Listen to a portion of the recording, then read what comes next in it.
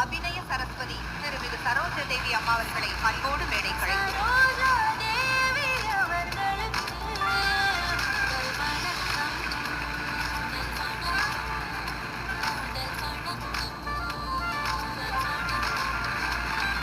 அபிநய சரஸ்வதி திருமிகு சரோஜா தேவி அம்மா அவர்களை அன்போடு மேடைகளை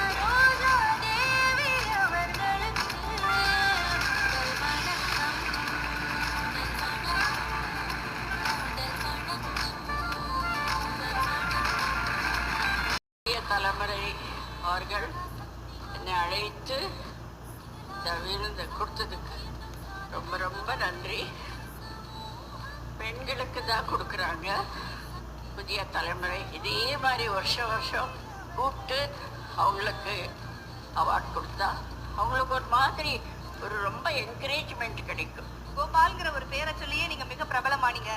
அந்த வார்த்தையை பார்வையாளர்களுக்காக, உங்களுடைய ரசிகர்களுக்காக, உங்களுடைய பிள்ளைகளுக்காக சொல்லணும்னு.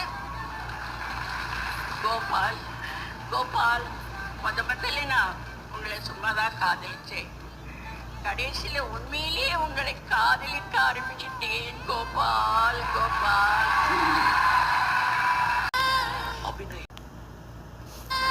அபிநய சரஸ்வதி கன்னடத்து பைங்கிழி இந்திய சினிமாவை வசீகரித்த ஒரு முகம். பழம்பெரும் நடிகை சரோஜா தேவி காலமானார். நான் இந்த புகழோடு பேரோடு இருக்கேன்றதுக்கு என் அன்பு தெய்வம் எம்ஜிஆர் தான் காரணம். சிவாஜியோட, ஜெமினி கணேஷோட, SSRோட நடிச்சிருந்தா எல்லாம் அந்தந்த ஹீரோக்கு தகுந்தபடி இருக்கும். ஸோ எம்ஜிஆர் எப்பவுமே அவர் என்னை வந்து இந்த நாடோடி மன்னன் படத்தில் போட்டார். இதுக்கப்புறம் நிறைய படங்கள் வந்து நிறைய பேசினேன். எம்ஜிஆர் வந்து நல்ல புத்தியெல்லாம் சொல்லுவார். நான் இன்னைக்கு 26 படம் ஆக்ட் பண்ணியிருக்கேன் எம்ஜிஆரோட.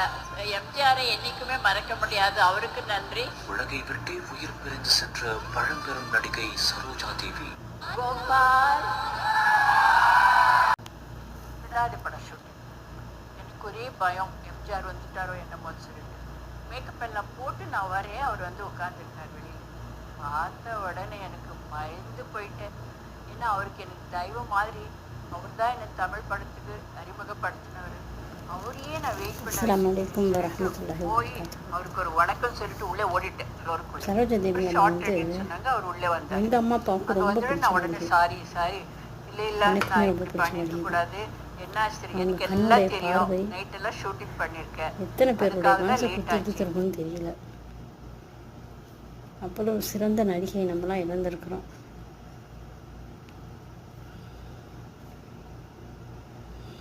நம்மளும் ஒரு நாள் போய் தானே ஆகணும்னா